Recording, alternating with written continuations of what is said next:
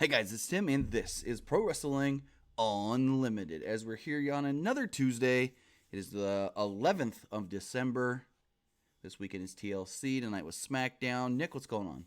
I'm Mick fucking back, motherfucker. Dude, let me tell you something.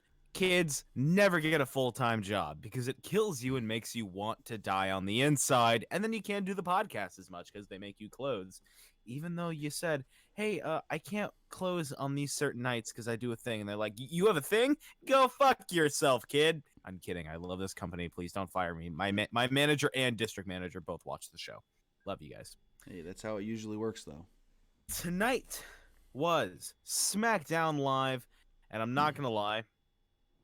I do know that the Mustafa Ali was a ratings ploy thing, but imagine the feel of that match and kind of the pop it would have been if it was a surprise. You know what I'm talking about? Exactly, because Know what I'm talking about? right.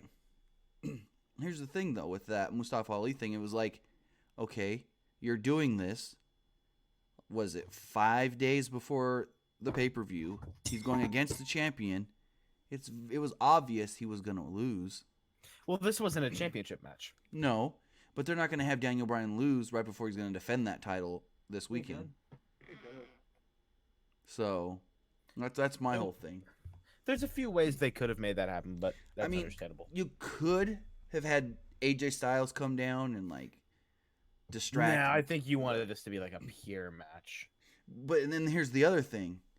I feel like it should have been more competitive and not as single-sided as it was, because Bryan did get a lot in this match. Mm-hmm.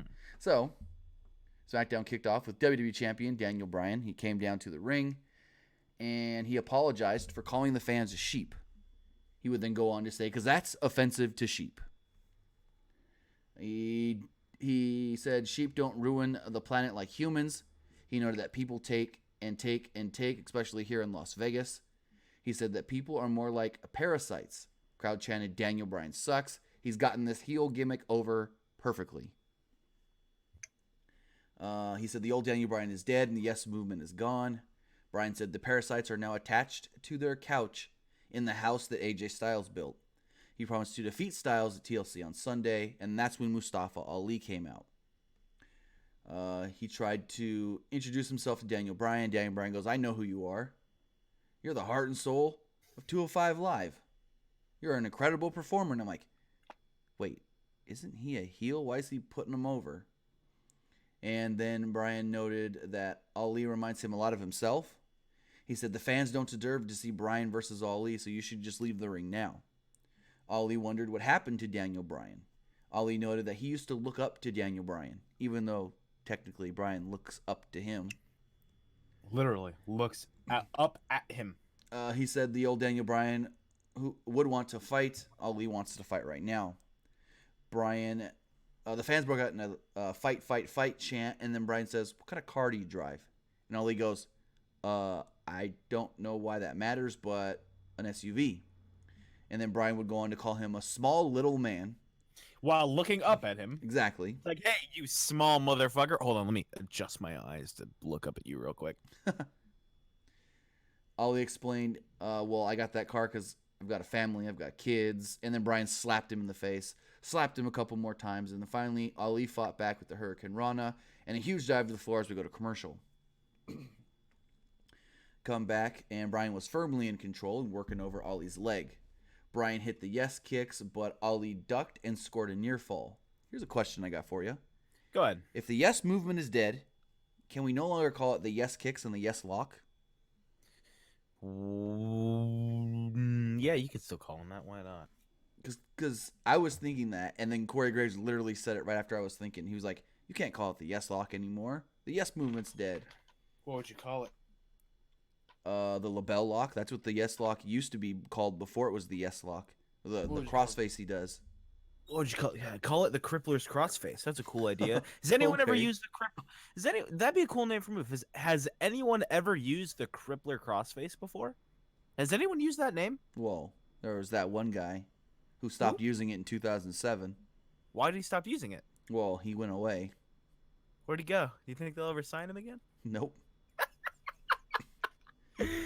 Oh, hold on real quick. Chris McNutt with the $5. Tim and Nick. The New Day were dressing like Dumb and Dumber. I loved that. I loved it to death. I thought it was so wholesome. Does anyone know about cutting the Mandy and Naomi match off? Nah, but it's probably for the better because it probably would have sucked. Yeah, I have no clue. So, came back from commercial. Like I said, Brian was in control. The yes kicks. Ali finally ducked one and scored a near fall. Ali attempted a plancha, but Brian moved. Ali was able to land on his feet, though, and Brian sent him into the ring post. Then they did the whole picture-in-picture thing during a commercial, and we see Ali hit a Spanish fly on Brian. Brian applied the yes lock, but Ali made it to the ropes. Brian then caught Ali in the Tree of Woe and hit him with a running dropkick. He then hit a back suplex, and Ali landed on his feet. Ali tried to fire back with some hard chops. Looked very cool, and then he sent Brian into the corner, ran up the turnbuckle, did the backflip thing like Daniel Bryan usually does, and then at the same time, Ali ran forward into and hit a tornado DDT. It was a really, really cool moveset. Finish came, though, when Ali was going for the 054, and Brian hit Ali's leg against the ring post. Brian then locked in the heel hook and made him tap out. Yet, after the match, Ali was trying to, leave, going up the ramp, and Daniel Bryan jumped him again, put him in the heel hook yet again. Officials, referees, everyone tried to come down and break it up, and yep, he tried to beat him up after the match. He's done this, every time since he's won the title? So I will say what I liked about this match, it was a very, very crisp breath of fresh air. It's like, when you're sick and like you finally get over it and you finally get the like, oh yeah, like when the fucking fires happened here in California and then the rain came and like completely cleared it out, and I stepped outside of my store in the mall, stepped outside to smoke, and I just breathed in. I was just, oh my god, it's just fresh air. That's what this match was. It was fun. It was exciting. It definitely gave some credit to 205 Live. oh yeah. I love the photo of some of the bigger 205 Live guys watching it in the back. I love that photo. Because I think it's just a pure example of like they're all such great wrestlers, but just the platform they're on is just not what they're hoping for, and that's okay. That's totally fine. No, the thing Regardless. here, I doubt this is like a move to put Ali on SmackDown. Mm-hmm. I assume it was a one and done thing, unlike with the Lucha House Party, who's basically officially moved over to Raw. Yeah, I guess that kind of does kill the idea of any cruiserweight tag titles, huh? I guess, but Because like that was they were really your staple. True, because they haven't really been doing anything with Kendrick and Gallagher. Haven't really been doing anything with Tozawa and Itami. They were together, so I mean, we've heard the rumors since WrestleMania. We saw the drawings of what they wanted them to look like, but nothing ever happened. So I ain't gonna get my hopes up. Let's Just like talk a those- little bit about this stupid Miz and Shane McMahon stuff. Well, before that, the New Day came out to host the second ever SmackDown Live rap battle. Oh God. Woods said that they're hosting, for obvious reasons. The Bar were wearing red Adidas tracksuits with gold chains. Do you know what famous musician that was referenced to? No. Run DMC. Oh, okay. Because I saw that, and first thing I thought was Brodus Clay and Tenzai. That is the white man's way of thinking about that. So, Usos. Well, first, the Bar went, and they did a bad version of Ice Ice Baby, but they called it Shamey. Love it. New Day called them trash. The Usos came up next, and the Usos one, the rap itself was fine, but the delivery was weird because like they do a couple lines and then stop, and then they look around and then they freeze for a minute or 30 seconds, and then they go again and then stop. It felt weird, like they were trying to Buy time. Didn't know yeah. what to say next. And so, like I said, the Usos went, and it was the rap itself was good, but it did seem a little odd. Highlight included comparing the New Day to the Teenage Mutant Ninja Turtles. They also called the Bar Bebop and Rocksteady because, Sheamus was, I think it was Rocksteady in the Ninja Turtles movie, the second one. They also brought up Cesaro knocking his teeth into his face with a turnbuckle. I don't think any line. There's not going to be a better line than let keep it PG. You know it's good. Just don't get all rated R like your boy Xavier Woods. Yeah. Like a week after the Page and Xavier Woods bang and sex Yeah. tapes came out. Dear God, I was a young high school lad. 2 years ago? I was a senior. Oh, okay. I was a senior in high school 2 years ago, my guy. So the Bar tried to jump the Usos, but they ducked. New Day and Usos went face to face, but the Bar jumped them from the back, from behind. They beat them down and left both teams laying as they posed with the tag team titles. Oh, we'll see what happens on Sunday. They got the Bar defending against both the New Day and the Usos, and usually it's about 70% of the time whoever gets the upper hand on the SmackDown or Raw before the pay-per-view usually loses. Mm-hmm. So I hope they don't take the titles off the Bar, because it's different, since the Usos and the New Day basically were the only champions all of 2018. Virtual. So we'll see. Chris McNutt, $2 super chat donation, says ice shaming. Ice. Shami. In the back, Asuka promised to win the title at TLC on Sunday, but first she'll beat Charlotte Flair tonight. Then we got the Miz in this World Cup trophy. He said, I know it's not my week to have custody of the trophy, but Shane, we have to talk about this. Please come out here. Like, what? I like that line a lot. I thought it was funny. I like that they were fucking treating this like a baby. Well, he is. Shane's confused as all hell. You know what bothers me? When Shane McMahon gets more airtime than, like, I know he's injured, but like Ty Dillinger. That bothers me. Eh. I don't know. But Shane's the commish. He's the authority figure. Anyways, Shane came down. Miz got down on one knee and begged him to come to the ring before this. He said he's not Jon Snow and he has no problem bending the knee. I never seen Game of Thrones, so I didn't understand that. McMahon came down to the ring. He asked Miz if he was okay. He was confused by what Miz is doing. Miz noted that McMahon didn't answer his calls or text. He said to give him one more chance.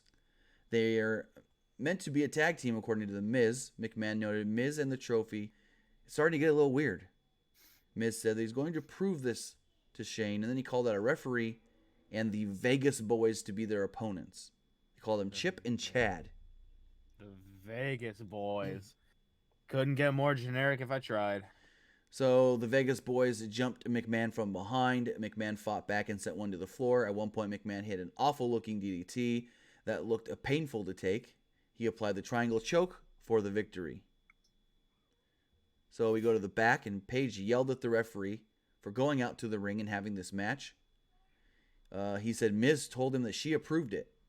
The Vegas boy entered with invoices saying that Miz promised them each $5,000 for the match. And what does Paige do? She takes their contract, their invoice, rips it up and says, "Get out of my office." They could probably take her to court for that. Well, no, because they could take Miz to court and say he's got to pay him, but they can't take the company because the company didn't sign off on it. Miz did, if you think about it. But was the Miz giving money out of? We don't know if the Miz was giving money out of pocket. But Miz doesn't have the authority to say that you know what I mean. Now, if Shane was trying, they were saying Shane offered them $5,000 each. That's different. He's got authority, but Miz doesn't. So it'd have to come out of Miz's pocket. So just because Miz has like no authority, that means he can't do like shit. Well, no, he can't use the company money without getting approved.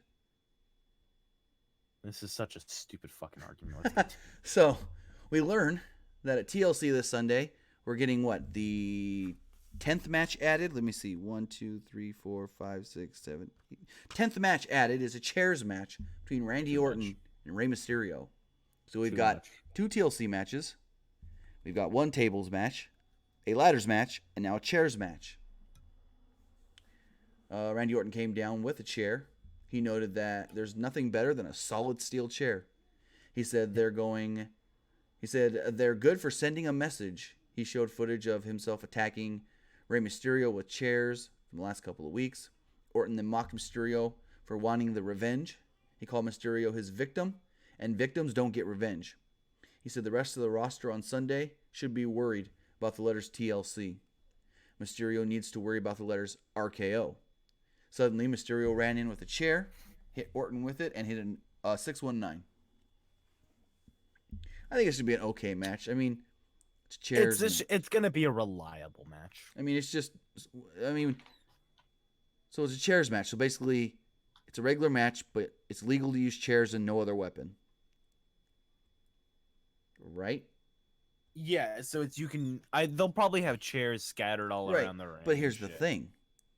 If you go with that logic, if you think a TLC match, tables, ladders, chairs, you can only use tables, ladders, chairs? Because I've seen other weapons used in TLC matches. No, but I think in chairs match, well, that's like saying in a tables match you can't use. It's weird. Well, a tables match is you just got to put your opponent through the table. I mean, you can't put your opponent through the chair. You gotta put your table through the opponent. I mean, Orton's put Cena through a chair. Could you imagine? That was probably his greatest RKO, in my opinion. The one beats the Seth event? Beats the Seth Rollins ones by a really? ton. Yeah, absolutely. I was so partial to the Rollins one since I was there. Fair enough. So, Kayla Braxton interviewed Becky Lynch backstage. She pointed out that she has to test her face and head at TLC. She doesn't have the advantage, but she likes that. She always wants to fight against the odds. She promised to be ringside for the main event later tonight, which is Asuka versus Charlotte. And on Sunday, she's going to remind everybody how much chaos there is when the man comes around.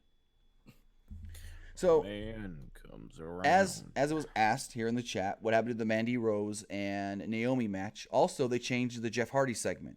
Jeff Hardy was supposed to come out, as they were advertising all day on their website. Jeff Hardy was going to come out and address the Samoa Joe situation with Samoa Joe, coming out and talking about his past demons and all that. And instead, we just got Jeff Hardy and Rusev versus Samoa Joe and Nakamura.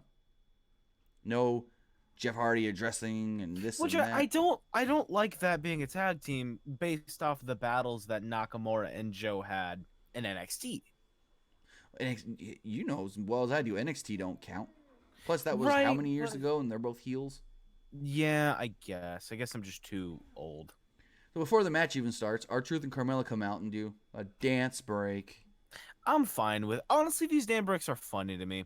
They get the crowd kind of excited. You see kids having fun. It's really just for the kids. It's not for any. It might be for the parents, but it's strictly for the kids in the crowd to get them jumping. So the people on the boards at USA and Fox are like, look how many fucking kids are having fun doing the floss dance right now from Fortnite. True. And that's fine. I think it's wholesome. When I was a kid, I'm sure I would have loved it too. Now, I'm going to give a little spoiler in case you haven't seen Mixed Match Challenge, because this ties in.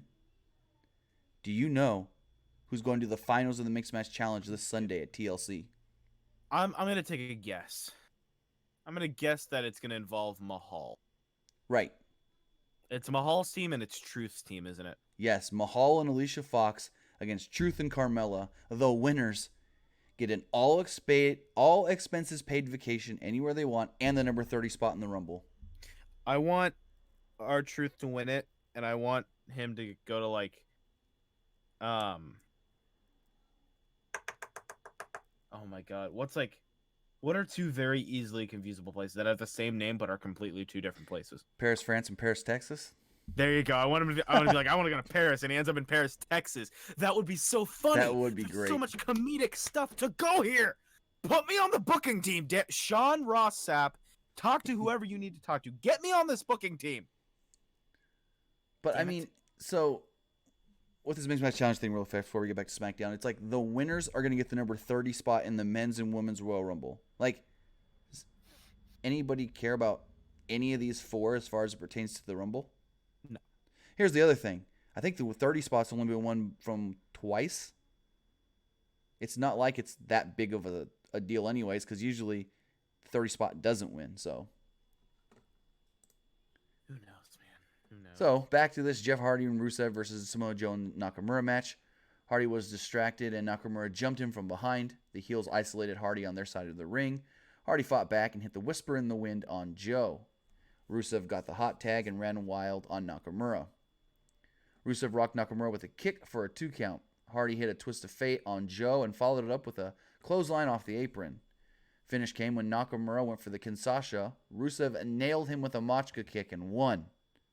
You think they're Emphasis on the nailed. He hit him hard. Yeah. You think they're gonna add a U.S. title match to TLC? Pre-show. Well, I could see that or the cruiserweight title match.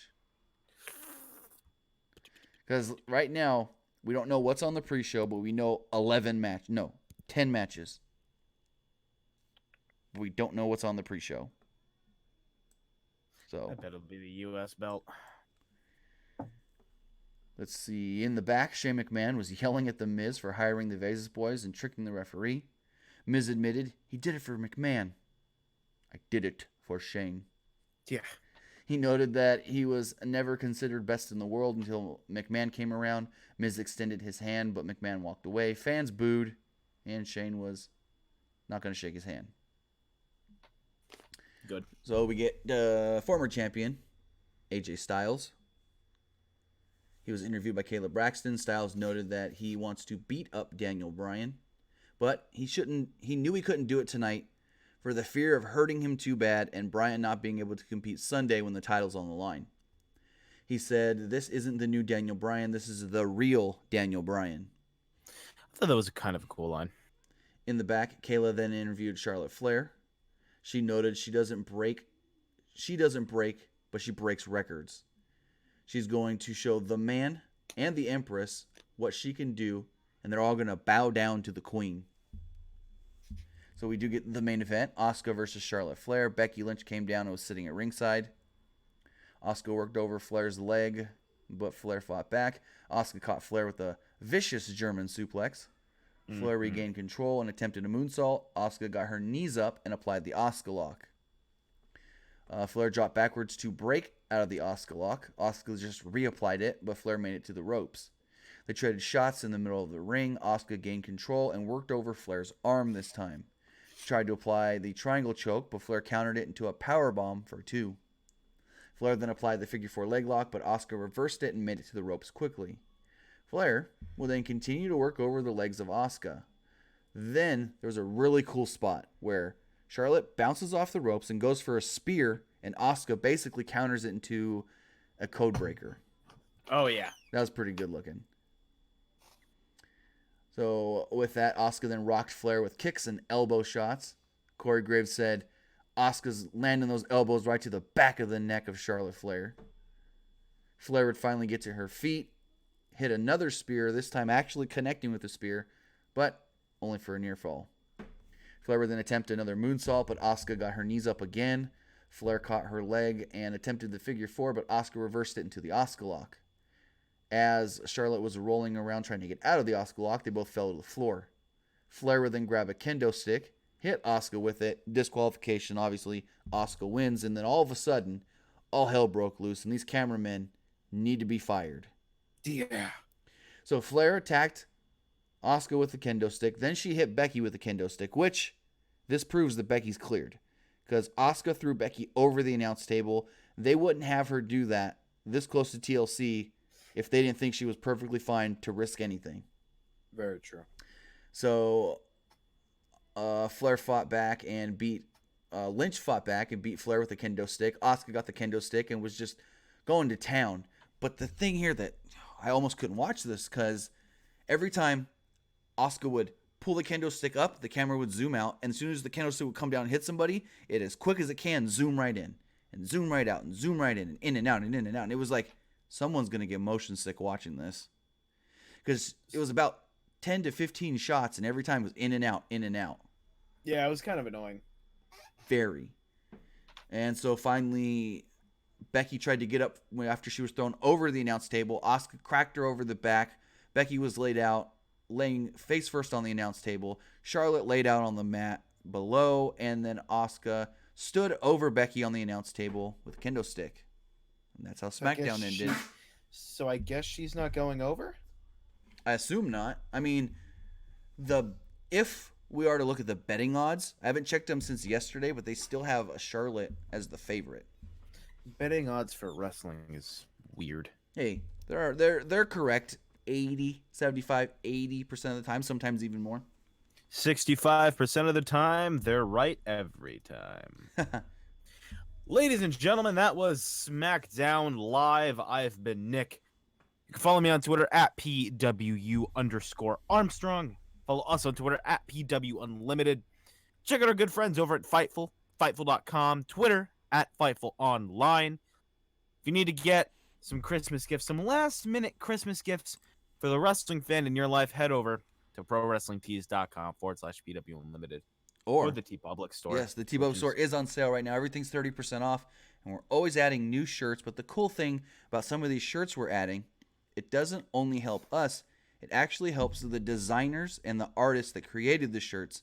Since we're now an official partner store of TeePublic, we're allowed to help promote other artists on the website and push their merchandise out as well. So some of the items, you'll see that it'll say, I think it says like created by or something under the actual image on our store. So you won't just be helping us, you'll also be helping them out as well. Folks, Tim will be live tomorrow with the Wednesday show. I have to close again, so unfortunately I will not be at this week's Wednesday show, but I'll be there in spirit, and I'll make sure he cusses enough to cover me. Tim, where can they find you? You can find me basically everywhere at Timmy Buddy. Absolutely. Thank you so much, folks. I was glad to be back tonight. I will be back next week, definitely. We gotta figure out what we're doing after TLC. I don't even know if I'm going to TLC. We need to talk about that. Yeah, we will. Have a good night, guys. See you later, folks.